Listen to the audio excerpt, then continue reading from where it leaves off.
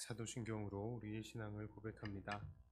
전능하사 천지를 만드신 하나님 아버지를 내가 믿사오며 그 외아들 우리 주 예수 그리스도를 믿사오니 이는 성령으로 잉태하사 동정녀 마리아에게 나시고 본디오 빌라도에게 고난을 받으사 십자가에 못 박혀 죽으시고 장사한 지 사흘 만에 죽은 자 가운데서 다시 살아나시며 하늘에 오르사 전능하신 하나님 우편에 앉아 계시다가 저리로서 산 자와 죽은 자를 심판하러 오시리라. 성령을 믿사오며 거룩한 공회와 성도가 서로 교통하는 것과 죄를 사하여 주시는 것과 몸이 다시 사는 것과 영원히 사는 것을 믿사옵나이다. 아멘. 찬송가 87장입니다.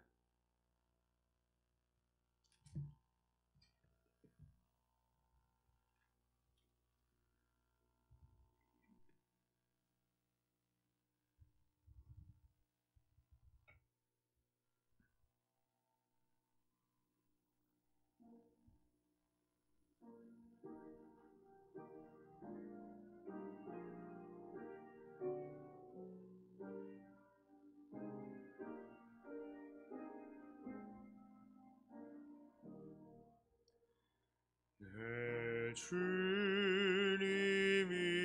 입으신 그 옷은 참 아름다워라. 그 향기 내 맘에 사무쳐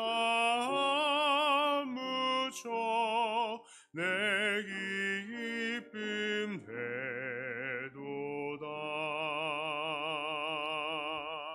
저희 온성보다 더 찬란한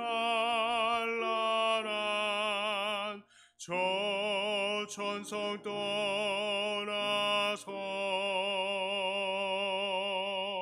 이 세상 오신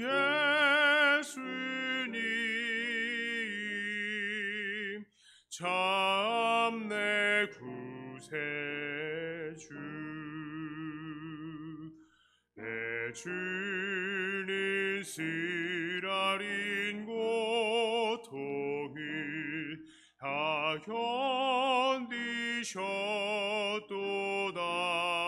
견디셨도다. 주 지신 십자가 대할 때 나는 흘리네.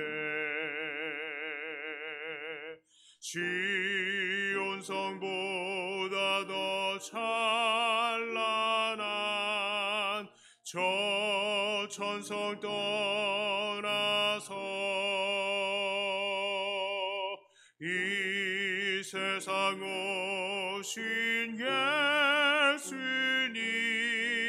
예수님 참 내 구세주. 내 주님 입으신 귀한 옷 나 만져보았네. 내 발이 죄악에 빠질 때 주 나를 붙드네.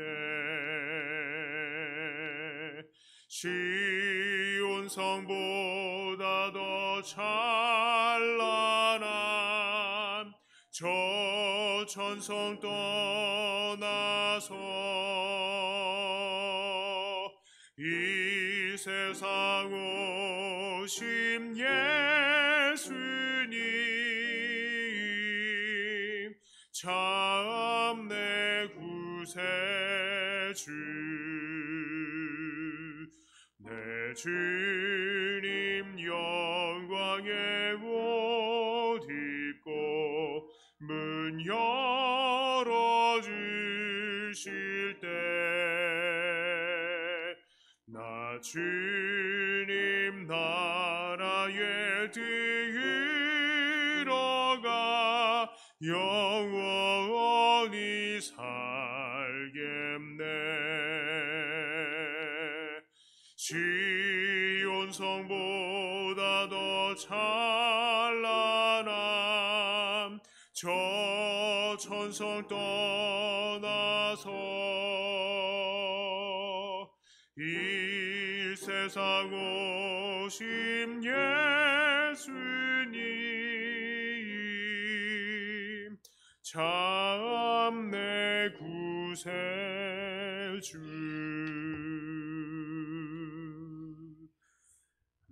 하나님 말씀은 에스겔 46장 19절부터 24절까지의 말씀입니다.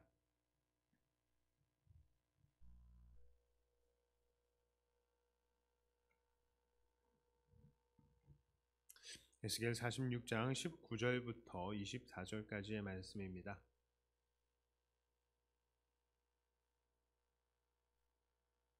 이 말씀을 제가 봉독해 올립니다. 그 후에 그가 나를 데리고 문 곁 통행구를 통하여 북쪽을 향한 제사장의 거룩한 방에 들어가시니 그 방 뒤 서쪽에 한 처소가 있더라.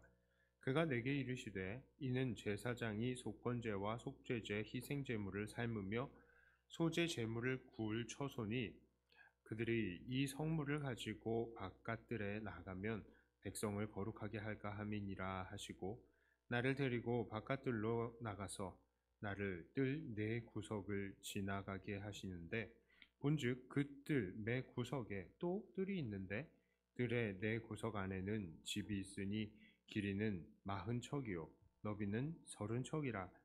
구석에 네 뜰이 같은 크기며 그 작은 네 뜰 사방으로 돌아가며 부엌이 있고 그 사방 부엌에 삶는 기구가 설비되었는데 그가 내게 이르시되 이는 삶는 부엌이니 성전에서 수종드는 자가 백성의 재물을 여기서 삶을 것이니라 하시더라.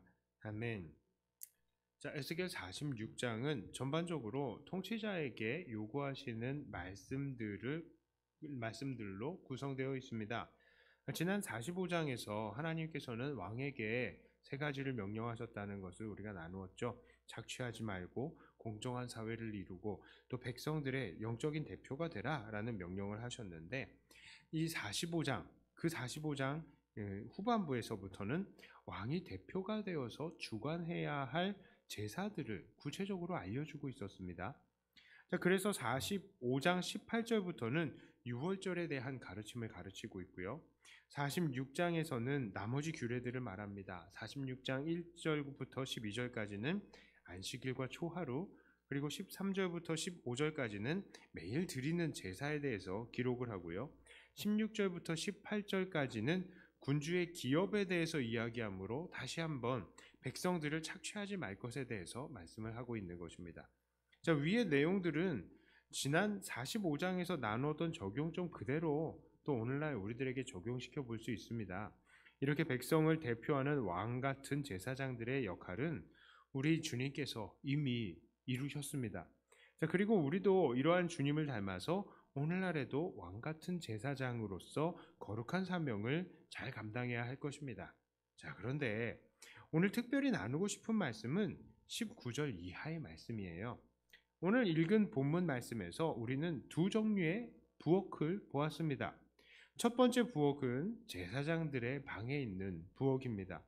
그러니까 이것은 성전의 안뜰에 있는 안뜰 전용 부엌이다라고 할 수 있겠습니다. 또 다른 부엌은 성전 바깥에 내 구석에 위치해 있는 바깥뜰 전용의 부엌입니다. 이 두 부엌은 용도가 차이가 있었습니다. 안뜰의 부엌은 어떤 음식을 취급합니까? 속건제, 속죄제, 소제의 제물을 취급합니다. 그리고 이 음식들이 바깥들로 나가지 못하게 한다는 것으로 보아서 이것을 먹는 사람들은 제사장들에게 한정이 돼 있던 것으로 볼 수 있겠습니다. 여기서 조금 생각해 보아야 할 구절이 있습니다. 20절의 말씀인데요. 그가 내게 이르시되 이는 제사장이 속건제와 속죄제 희생제물을 삶으며 소제 제물을 구울 처소니 그들이 이 성물을 가지고 바깥들에 나가면 백성을 거룩하게 할까 함이니라 하시고 이렇게 말씀하셨는데요. 자, 이 말씀은 성물을 가지고 바깥들로 나가면 백성을 거룩하게 할까 봐 이것들을 안뜰에 부엌에서만 취급하라는 뜻인데요. 자, 그런데 백성들을 거룩해 하면 안 됩니까? 하나님이 거룩하시니 백성들도 거룩하라고 하시지 않았습니까? 자, 물론 하나님께서는 백성들이 거룩해지기를 원하십니다. 하지만 만일 완전히 이 정결 의식을 마치지 않은 상태에 이 어떠한 백성들이 바깥들에 머물러 있다가 이 자칫 거룩한 음식에 손을 대게 된다면 그 사람은 분명히 거룩한 것을 함부로 취급한 것에 대한 책임을 져야 될 것입니다. 자, 그렇기 때문에 하나님께서는 그 거룩한 음식을 바깥들로 가져가지 못하게 하신 것이죠. 또한 거룩이라는 것은 무엇이라고 했습니까? 물건 자체가 거룩한 게 아니라 그 물건에 대한 우리의 태도, 마음에 있다라고 했지 않습니까? 제사장들에게 할당된 것들에 대해서 그것을 넘보는 것 또한 거룩을 위반하는 것이기 때문에 이렇게 구분해 놓았다라고 할 수 있겠습니다. 자, 그렇다면 바깥들의 부엌에서는 어떤 음식을 취급합니까? 이곳에서는 성전에서 수종드는 자들이 백성의 재물을 삼는다라고 합니다. 그러니 이곳에서는 백성들의 화목제물이 취급이 되어야 하는 것입니다. 자, 그렇다면 지금 이 두 종류의 부엌과 이 부엌에서 취급되는 제물들을 통해서 오늘날 우리들이 받을 수 있는 교훈은 무엇이겠습니까? 자, 그것은 바로 우리가 취급해야 하는 제사와 제물의 우선순위를 생각해 볼 수 있겠어요. 자, 성전에서 하나님께 드려지는 제사는 크게 5가지 종류의 제사가 있습니다. 자, 그 내용이 무엇입니까? 속죄제, 속건제, 그리고 번제, 소제, 화목제, 이 5가지가 되겠습니다. 그런데 여기서 번제는 제물을 그냥 다 불태워서 올리는 것이라 먹을 것이 없어요. 자, 하지만 나머지는 제물의 일부만 하나님께 드리고 먹을 것들이 거기에서 나오는 것입니다. 그런데 그 가운데서 안뜰의 부엌에서는 속죄제, 속건제, 소제의 제물을 다루라라고 하고요. 또 바깥틀에서는 그 백성을 위한 제물을 다루라 해서 화목제라고 말씀을 드렸습니다. 그렇다면 이 각각의 제사들은 무엇을 의미하고 있습니까? 자, 속죄제는 바로 하나님 앞에 범한 죄를 용서받는 제사이죠. 자, 그리고 속건제는요, 주로 사람들에게 끼친 피해를 보상하면서 하나님께도 용서를 구하는 제사예요. 물론 하나님께 피해를 끼친 것에도 보상을 하는 것들이 있습니다. 이게 무엇이냐면 이 주 포인트는요, 보상에 있어요. 보상. 그래서 사람들에게 물질적으로 잘못 피해를 끼친 것은 이 사람에게 피해 입힌 것에 대한 보상을 해주고 하나님 잘못했습니다 하고 회개하러 나오는 게 속건제예요. 이게 주된 것입니다. 자, 그러니까 이 2가지는 무엇과 관련이 되어 있느냐? 죄와 관련이 되어 있는 것이죠. 소제는 어떻습니까? 소제는 사람들을 먹고 살게 하신 생명을 주신 하나님에 대한 감사의 제사예요. 자, 그렇다면 화목제는 뭐죠? 화목제는 형제들과의 사랑과 화목을 도모할 때에 특별히 감사하는 것, 그리고 또한 하나님 앞에 서원하는 것들이 그 내용에 포함이 되는 제사예요. 자, 그런데 하나님께서는 이런 속죄, 속건, 소제의 이 제물들을 안뜰에서, 그리고 화목제는 바깥에서 다루라고 하셨습니다. 그렇습니다. 이것은 바로 하나님께서 오늘날 우리들의 교회와 삶에서 드려져야 되는 이 제사 중에서 어떠한 것이 먼저 하나님께 드려져야 되는지 그 우선순위를 정해주신 것입니다. 바로 죄의 문제를 다루는 제사가 먼저이고요. 화목과 헌신은 그 다음이라는 것입니다. 자, 무엇보다도 우리는 하나님 앞에 죄의 문제를 해결하는 제사, 즉 회개의 제사가 있어야 하는 것입니다. 물론 모든 제사는 중요한 것입니다. 하나님 앞에 모든 이 제사의 태도는 다 중요한 것이죠. 그러나 하나님 앞에서 죄의 문제가 해결되지 않은 상태에서 어떻게 하나님께 감사드릴 수 있고 또 어떻게 이웃과의 사랑이 있을 수 있단 말입니까? 그러므로 우리 안에서 가장 먼저 해결해야 하는 것은 죄의 문제라는 것을 가르쳐 주는 것입니다. 오늘날 우리의 교회도 마찬가지입니다. 우리 교회는 정말로 서로 사랑하며 친하게 지내고 자기의 소유를 나누고 서로를 축복해주는 아름다운 관계를 이루어야 합니다. 그리고 하나님 앞에 열심히 일하고 사회에서도 열심히 전도하는 우리의 헌신이 있어야 됩니다. 날마다 하나님께 기뻐하고 감사하는 감사가 있어야 되죠. 그런데 이 모든 것 아무리 잘한다 하더라도요, 이것들은 화목제의 기능과 같은 것들이에요. 그런데 이것들 아무리 잘한다 하더라도 우리가 하나님 앞에 회개하지 않고요, 또 우리의 본질적인 죄성을 인정하지 않고요, 남들에게 피해를 끼쳤으면서도 그것에 대해서 하나님 앞에 회개하지 않는다면, 그리고 우리가 구원받은 것에 대해서 다시 한번 우리를 돌아보고 우리를 살게 하시는 하나님에 대해서 감사하지 않는다면, 우리가 행하는 헌신과 감사와 교제는요, 사실은 아무런 소용이 없는 것입니다. 그러므로 우리는 늘 우리를 돌아보면서 하나님 앞에 회개하는 자가 되어야 합니다. 먼저 이 속죄제, 속건제, 소제와 같이 하나님 앞에 우리의 죄의 문제를, 죄를 지은 것들, 이 본질적인 죄이라는 사실을 우리가 하나님 앞에 고백하는 속죄제가 있어야 되고요. 이웃에게 피해를 주면서까지 하나님 앞에 범죄하는 죄인이라는 것을 고백하는 속건제가 있어야 되고요. 그리고 우리의 죄를 구원하고 오늘 우리를 살게 하시는 그 은혜에 감사하는 소제가 있어야 하는 것입니다. 자, 그리고 나서야 우리는 서로 사랑하고 교제하며 하나님께 무엇을 기뻐하실까 고민하면서 하나님께 선물과 같은 감사도 하고, 또한 하나님 앞에 자발적인 헌신도 다짐할 수 있는 그런 화목제를 올려야 하는 것이죠. 자, 그러므로 우리는 이렇게 하나님 앞에서 우리의 삶을 온전한 예배로 드리되, 이런 예배의 우선순위를 따라서 정말 하나님께서 하나님 앞에 먼저 회개하고요, 그 이후에 헌신의 제사를 올리시는 그런 삶의 우선순위가 있어야 할 것입니다.